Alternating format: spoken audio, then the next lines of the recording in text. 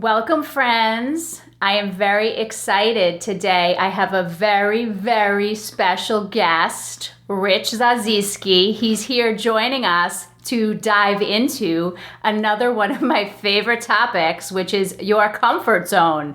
Or maybe it ought to be your discomfort zone or uncomfortable zone.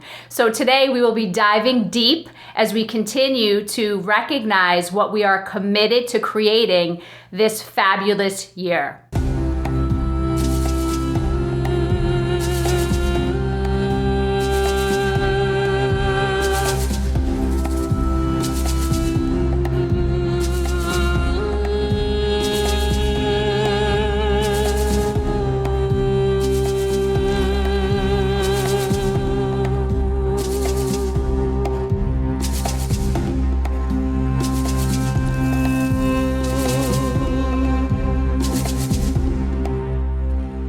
I'm Stephanie Filardi. Welcome to Mind the Gap, the podcast.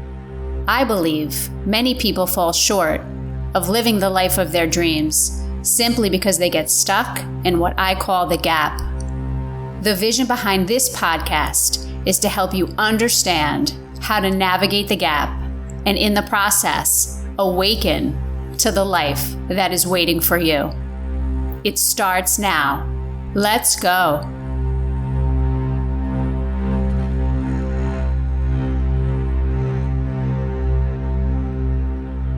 As always, let us begin by taking 3 conscious breaths to become present.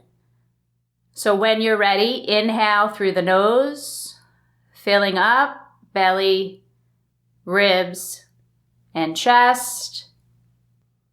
Exhale, let it go, chest, ribs, and belly. Again, inhale slowly, feeling the breath, filling your belly, your ribs, and your chest. And allow yourself to release on the exhale, letting go thoughts, past, future. Allow the body to settle into the present. And then final breath, inhale, filling belly, ribs, and chest. And big exhalation, releasing chest, ribs, and belly, letting it all go.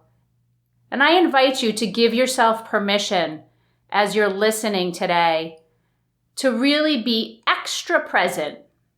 So anytime you find your mind wandering, getting distracted, the practice is to come back to our voices, to the sound, maybe even to the feeling and the energy of this podcast today. So that's my invitation for you. So, as I mentioned, my dear friend Rich Zaziski is here today to discuss the comfort zone. And I would like to begin. Thank you for joining us, Rich. Stephanie, thank you for having me. It's an honor to be here. Oh, well, I feel the same. So let us begin by just tell us a little bit about yourself, who you are, why you're here. Okay, let's start with why I'm here. I'm here because I love this podcast. I listen to it at the gym, and I look forward to the next episode and my next workout. It's just an incredible vitality for me to listen to your preparation, your attention to detail, and the content that you share with everybody. Thank you. And I didn't pay him to say that. It's a privilege and a pleasure. So thank you. You're welcome. All right. So to be brief, I basically started in the tech world. I got into technology in the early 80s, and I started my own IT consulting company, and I love technology. I absolutely loved it. I would have worked in tech without getting paid because I liked it that much. It was just an amazing connection of my gifts and my passion and a industry that was just exploding, which continues to explode. I was able to start an IT consulting company, a tech consulting company in 1984 and grow it for 28 years. And I grew during that course. And my mantra when I started the company, was a consulting firm run by and for consultants, because I was a consultant and I wanted to create a company where the consultants were held in high regard as a valuable connection and delivery of services to clients. And then as it evolved, I recognized the clients were equally as important. So as I grew and the company grew, I recognized that I had my clients on one side, my consultants on the other side, and my job was to add value to both of those groups. And I basically lived my passion. It was a wonderful 28 years of my life, and I made a meaningful difference to many, many people. And to this day, I still hear people still tell me what a wonderful experience was working for a company that cared so much about clients and consultants. Wow, that's incredible. What I love about what you said was that you would have done the job regardless of getting paid. And that's incredible, to be able to be in a space in your life where what you're actually doing is what you love and you get paid for that. So are you hearing this, everybody? It's possible to do something that you love and to get paid well for it. So I imagine over the 28 years that you must have had moments where you were outside your comfort zone and running a business to that degree and to that scale. And I know you're being humble about how successful you have been. So my friends, he's very successful. So Rich, as it relates to comfort zone, as I said before, I imagine in your 28 years in business, there were probably times when you were in your comfort zone and outside your comfort zone. So now that that part of your life is complete for the most part, or at least that corporate situation is, tell us a little bit about where you are now in your life and what you're up to and how maybe the comfort zone relates to that. Okay. So I look at my life as life 1.0, which was when I built and ran my business for 28 years. And then there's a transition. It was a very significant transition. Transitions are very painful and are also significant catalysts for growth. And the pain is often associated with stepping out of your comfort zone, which is really an understatement. So in 2011, I sold my business. And in 2012, I lost my 25-year-old son, Eric. And those were two significant transitional moments in my life that totally recreated my life. I spent several years dealing with the grief and the loss of both my son and, you could say, my business. And that was truly outside of my comfort zone. And I worked very hard at recovering from that setback. And I look at life right now as my life 2.0. And my life 2.0 would not have been possible without life 1.0. And I have now achieved a state of wholeness, and my life has been changed forever. And I recognize what I've learned and how much I value every single day of my life, and my two other boys. So I have been able to, through lots of hard work over the last 5 to 7 years, come to terms with my life 2.0, and now I am living an extraordinary life where I can do whatever I want, whenever I want, and that is the ultimate comfort zone. And the comfort zone can be a place, but it's really not a place. It's a temporary state, because what is most important is to live a life that's filled with growth, service, and continuous learning. And when I'm in my comfort zone, which is what I was before I chose to be on this show. Yay! It's really a place of peacefulness, of stress-free, and not necessarily a lot of growth. With that the growth has to come from an internal drive, and I operate both from an internal sourcing of motivation as well as external. And Stephanie, you've been an external source of motivation in my life for the last 4 years. And that's one of the reasons why I'm here, because you take me out of my comfort zone. Yay. Did you hear that? Good. So I'm going to stop you for a moment. Okay. So thank you for the sharing. Those are really personal details. So we really appreciate that. And I want to take a moment to acknowledge you for having the courage to show up and having the courage to continue to walk through your life and be outside of your comfort zone. Not only the loss of a business, which is a loss no matter how we decide to exit our businesses, and of course the incredible loss of your son. So I think it's important to take a moment to pause and to really honor you and recognize the fact that if you hadn't stepped outside your comfort zone many times, you might not be sitting here today having the courage to even discuss this. So I want to commend you and thank you for that deep sharing.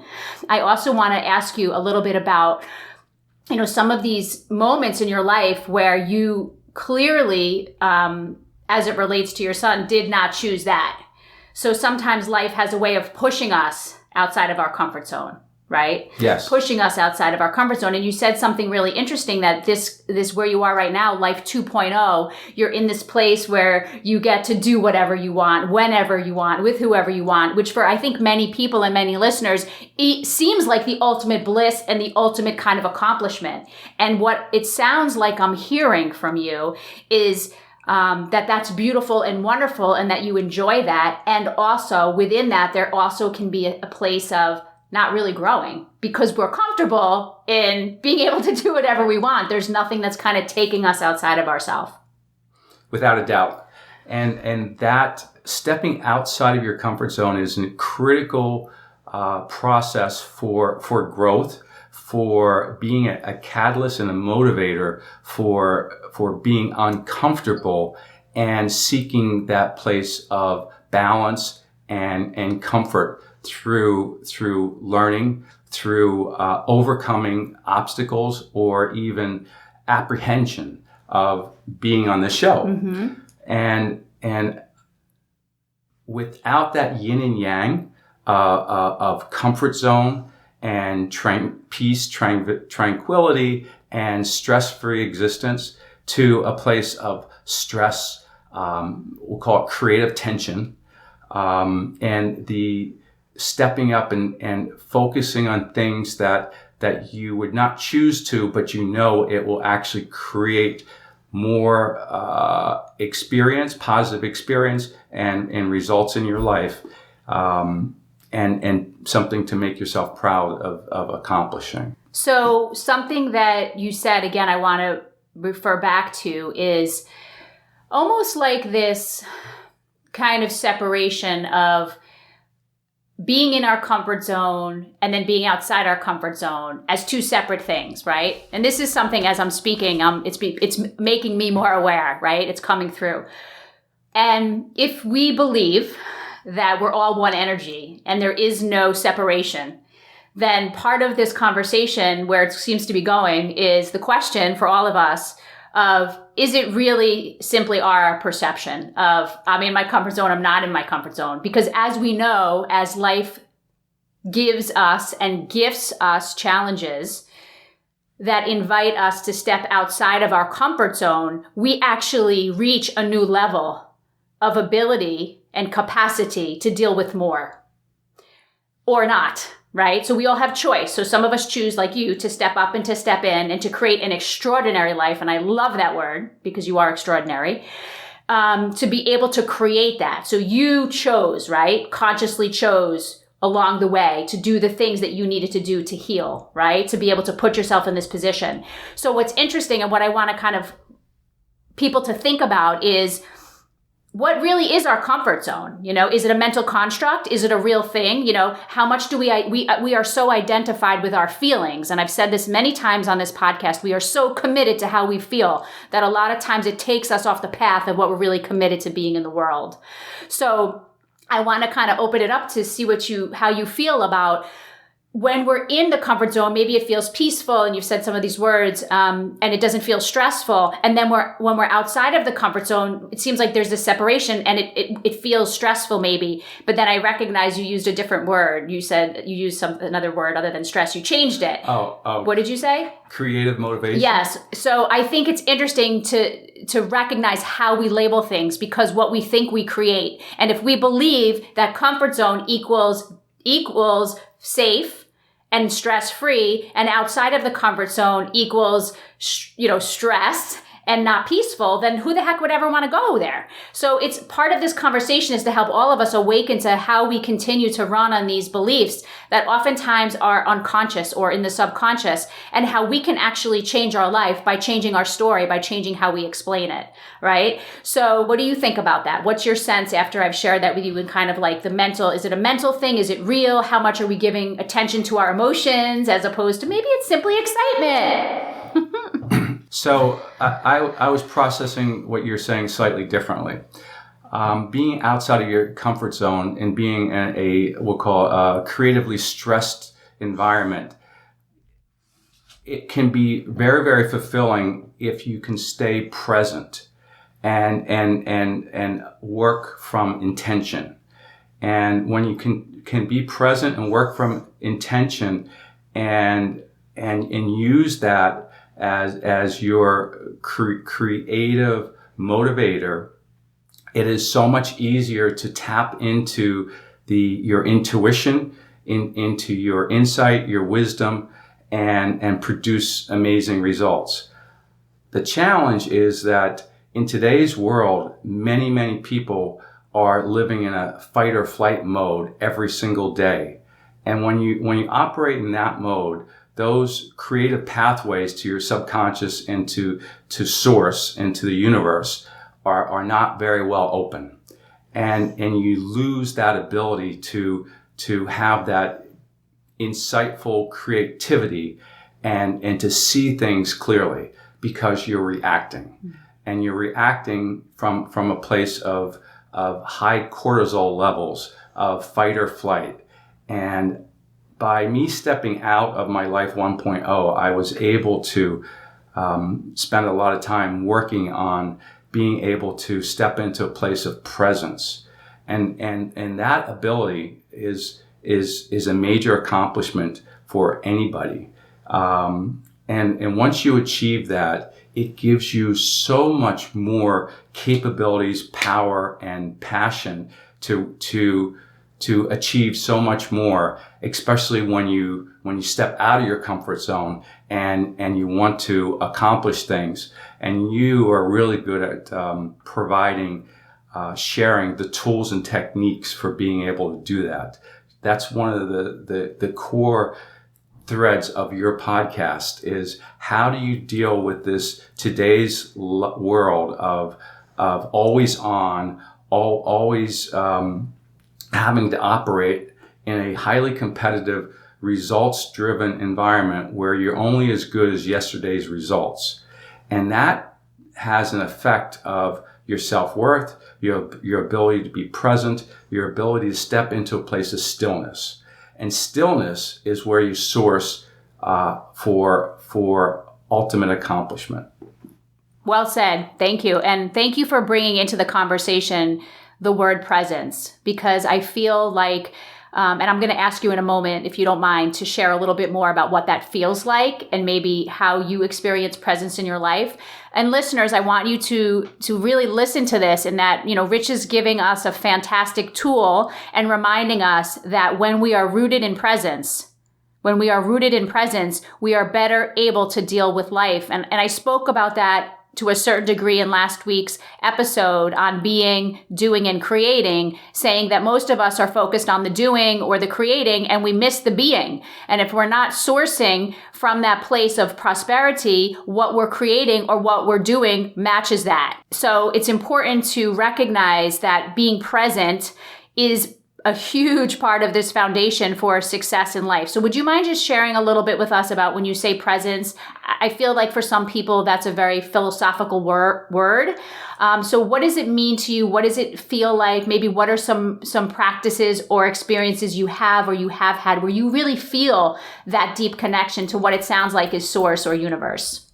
So let me answer that in the contra, what not presence is. I play basketball a lot, and competing in basketball. Quite often, there can be controversy over calls, over fouls, etc. And when one gets triggered and needs to win, needs to be right on the court, whether there was a foul or not, you're no longer present. What you are in a mode of having to compete and be right and ego and that's not presence, right?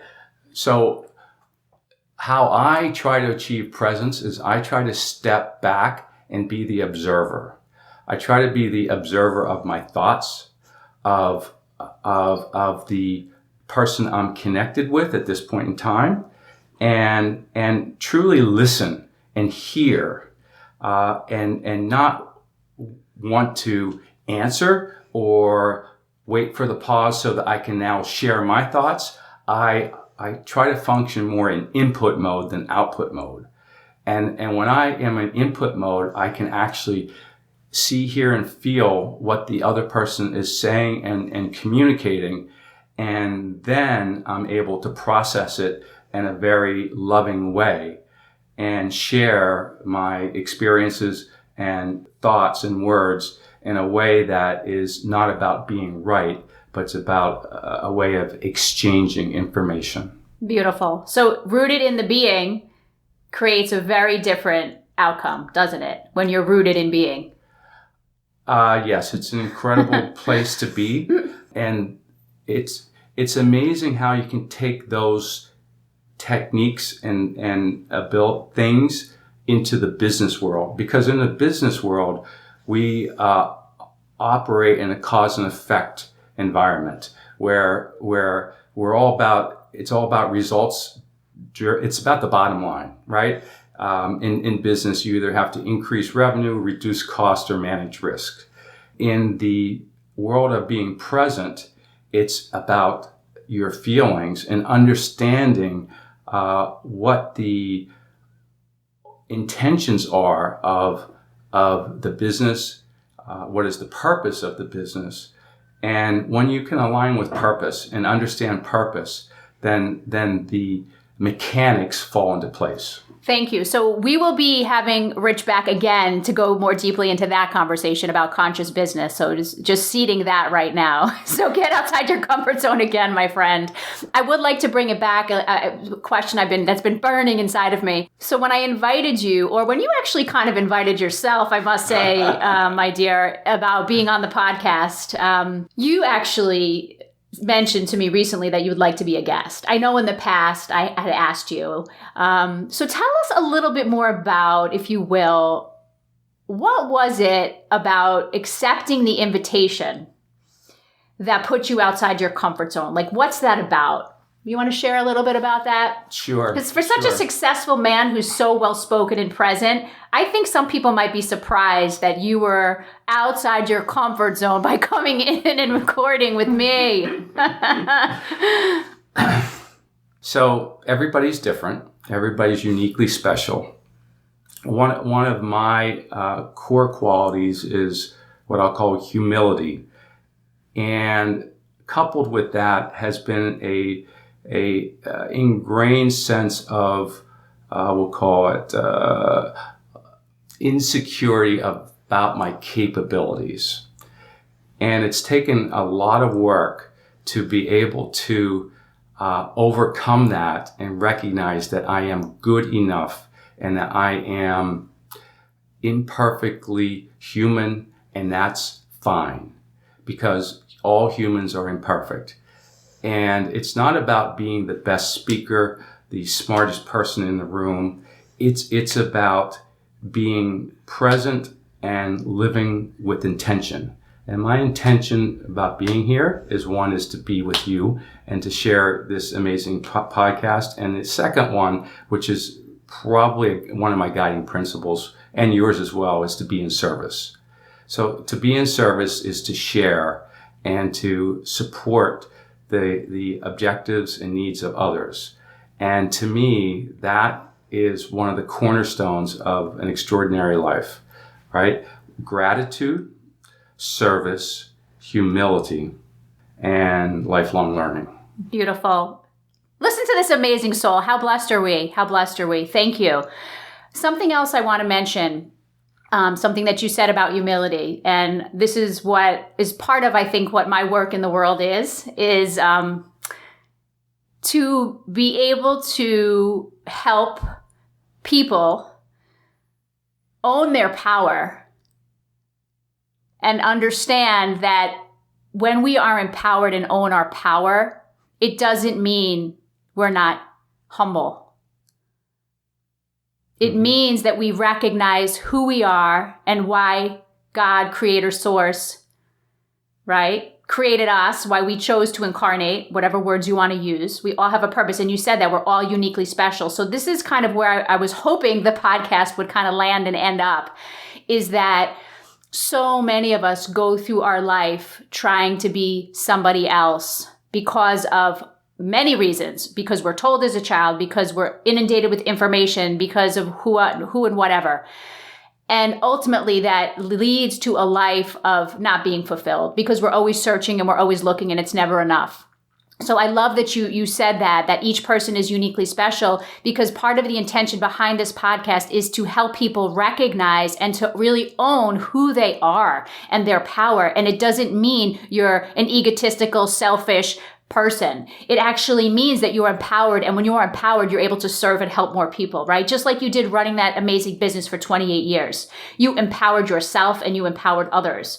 So I love how you share that, because I have to imagine that there are many people that relate to that are humble and that are, highly successful, or maybe not yet successful, or whatever. And maybe they feel that they're not enough, or they feel that they're not worthy, or they feel that they can't really own their power because in some way, if they do, then they're this narcissistic, egotistical person. So I applaud you for sharing so beautifully and for being that person in the world, because you are. And I will always remind you that you are powerful and to own it and to embrace it. And being here today shows yourself in the world that you are, because you stepped into something that was uncomfortable for you personally, right? So awesome.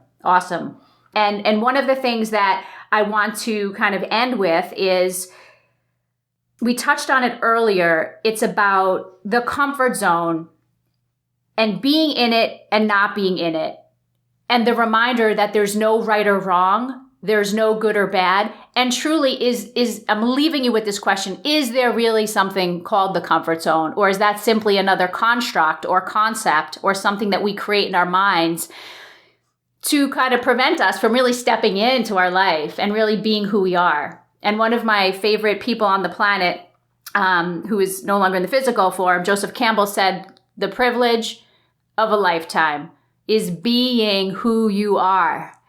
And many of us go through our whole life and never embrace who we are because we're afraid, or because it's too uncomfortable, or whatever. And I'm here to remind all of us that it is a privilege, because we were all born for a reason. And it sounds like, my friend, you are fully aware in Life 2.0 that you are here for a reason. And there's another chapter that you're writing.